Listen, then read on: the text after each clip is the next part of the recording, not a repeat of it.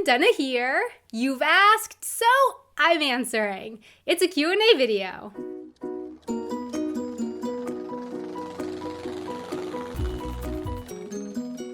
I asked on Facebook and on Twitter for questions that you have about my experiences living abroad or living in Germany, and you had so many really great questions, just really interesting.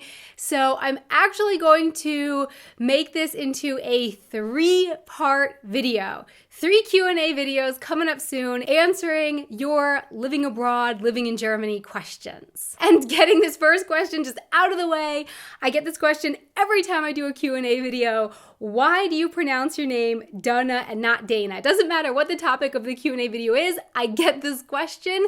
And I've actually answered this question in both of the other Q&A videos that I've done. So I'll just link to those videos down below if you want to go check them out. Do you still consider yourself living abroad?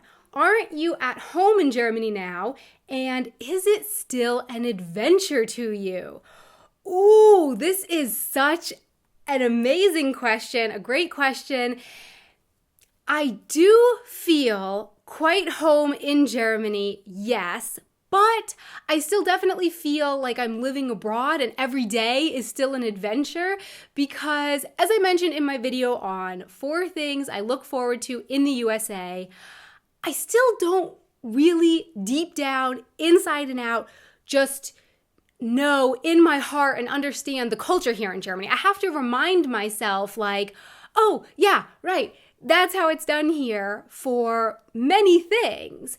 And I also find myself still learning new things about the culture, especially how things are done slightly or sometimes a lot differently in different parts of Germany. So yeah, I still feel like I am from somewhere else. And this kind of all ties in with the next 2 questions. Do you consider mastering a new language a lifelong challenge? And are you sometimes frustrated that you can't say everything exactly as you want to say it with every shade and every hidden meaning? Yes, and yes. Very yes. Even after 7 years in Germany, there is still a lot that I do not know about the German language, and I am always getting surprised by new idioms especially, or words with a meaning that just isn't so obvious. Just the other day, for example, someone at dinner used the word abgefrühstückt. And from that moment on, I stopped being able to concentrate on the discussion that was going on around me. And I was just way too involved trying to work out what in the world abgefrühstückt could mean. Like breakfasted off. What could that mean? So yeah, I do think that learning German will be a lifelong challenge for me. And that ties in with why I still feel like I'm living abroad and why it is still an adventure for me here in Germany. And yeah, it can be really frustrating when I want to say something, but I just can't figure out how to get the meaning that I want to say across in German. And then I usually end up saying something that only half conveys what I actually want to say and I actually feel. And then, yeah, sometimes I get frustrated that I can't get my 100% exact feelings or thoughts across. Do you understand or appreciate German humor? I think so.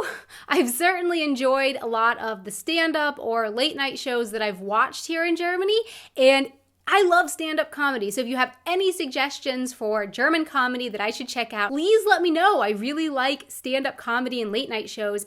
And if you are curious to know more about what I think about German movies and comedy, I did an interview over on the YouTube channel Brody's Filmkritiken, so I'll link to that down below if you want to check it out. His questions are in German, but I answer them in English. Is there a difference between peanut butter in Germany and peanut butter in the US?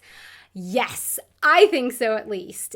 From what I can taste, the peanut butter here in Germany, usually doesn't taste as creamy or as sweet as the peanut butter that I like from the US. Although in the US, you can also find less sweet peanut butter as well, but I like the sweeter version. Is there anywhere Americans can work that will sponsor their visa? So understandably, I get quite a lot of questions about working in Germany, and I've actually already made several videos dedicated to this topic. So if you're interested in what I know, or at least what I think I know about visas and jobs and teaching in Germany, I will leave links down the description box below to all of those videos so you can check them out for more information on those topics. How long does it take someone to get used to living in Munich? Oh, that's an interesting question. And I would say that this would be different for everyone, right? So me personally, it did take me a couple years to really feel at home here. And I think for me, the big point that really shifted how I felt in Munich was learning German. So when I felt like I could really communicate with people and go out and run my own errands and do things by myself and really have conversations with people and get done what I needed to do in German, I think that's for me, when I really started to feel at home here and got used to living in Munich. What do you find so special about Germany?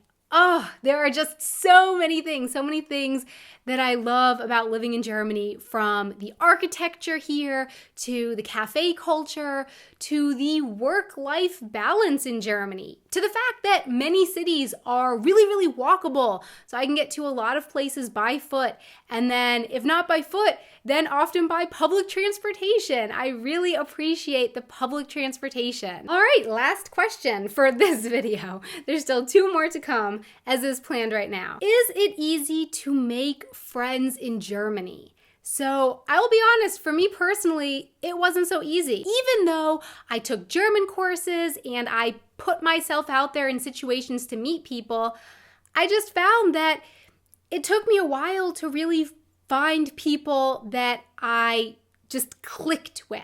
But I'm not convinced that that had anything to do with Germany, or actually anything to do with me even.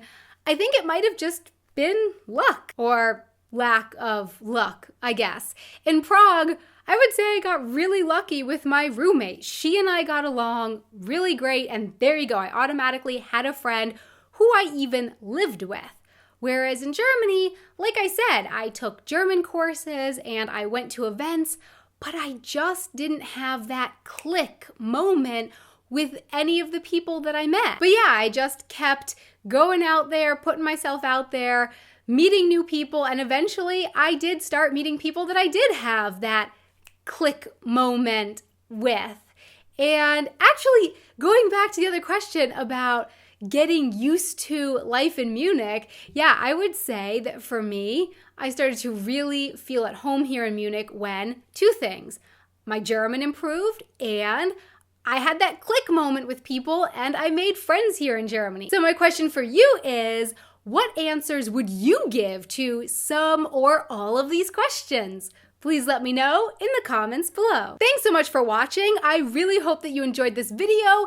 Thank you so much for all of your great questions, and also a big thank you so much to our patrons on Patreon who help make these videos possible. Thank you so much for your support. If you would like to check out our Patreon page, you can also find a link to that down in the description box below. Until next time, auf Wiedersehen. Really hope that you enjoyed this video. Thank you for all of your great questions. For me personally, it wasn't so easy. And I guess that was part of what sentences, Donna, sentences.